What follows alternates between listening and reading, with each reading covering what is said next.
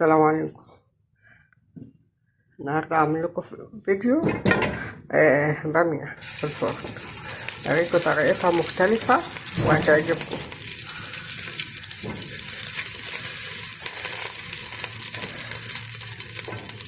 طبعا انا عاملة القناة بتاعتي بدون مونتاج، يعني اي حاجة بصورها بنزلها على طول.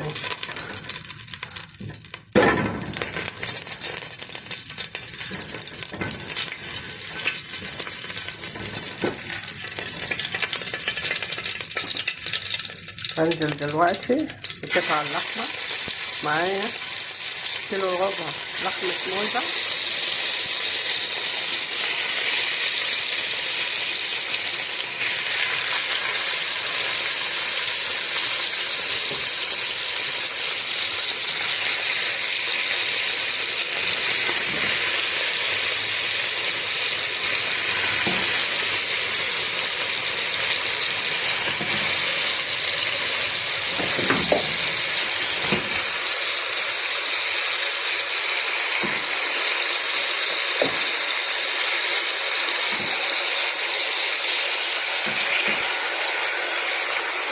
اقلب فيها كده.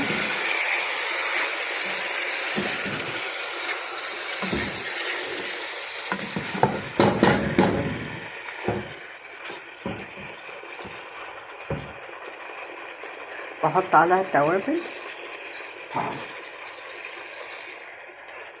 بتاعتي اللي هي حبهان وشوية بصل باودر وثوم باودر وفلفل اسود وبابريكا والسبع بهارات بتاعت اللحمة وكزبرة ناشفة ينجبيل. هنزل بيهم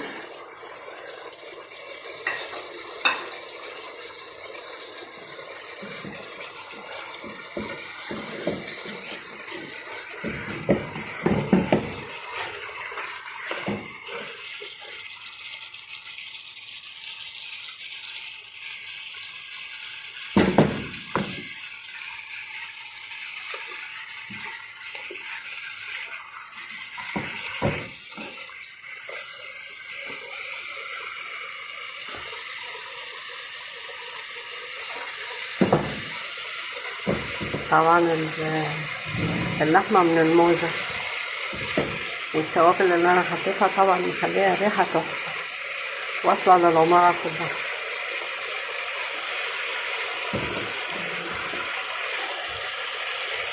هقلب فيها شوية وارجع لكم تاني. شايفين بقى الجمال؟ طبعا زي ما انا معوداكم اي اكلة او اي طبيخ او خضار بعمله على نار هادية بيبقى طعمه تحفة. انا معايا دلوقتي معلقة هرسة فلفل حامي بحطها عليه. بقى بص نزلت اللحمة نزلت ميتها ازاي.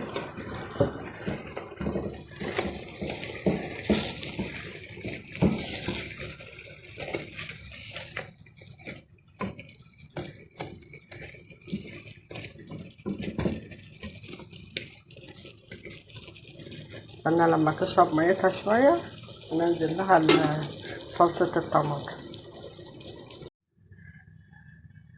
كده اللحمة بعد ما استبكت مع الصلصة، ودي كده البامية. طبعا انا كنت محتفظة بيها في التلاجة فطلعتها عشان اعملها. اول حاجة اعملها احط شوربة سخنة بس مش كتير.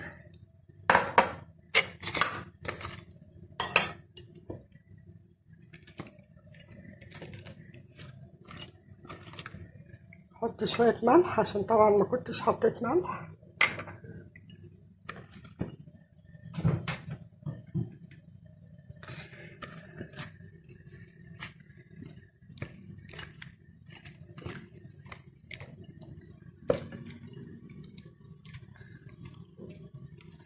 يبقى احط الصلصة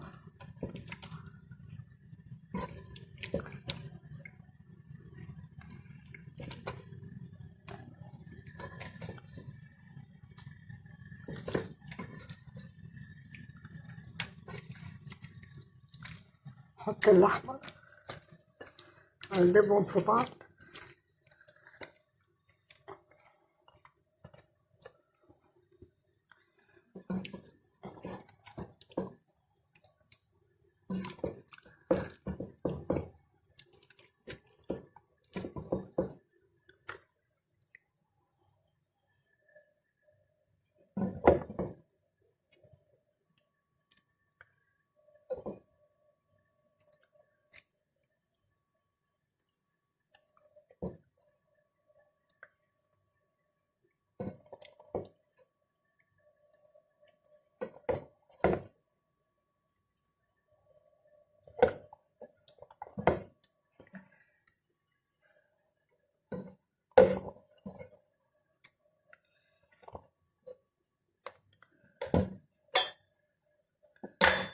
حط بقى شوية الشوربة اللي باقي كده. الطاجن بعد ما خلص احطه بقى في ورقفين، غطيه بورقفين واحطه في الفرن لغاية ما يستوي خالص. ارجع له بعدين تشوفوا.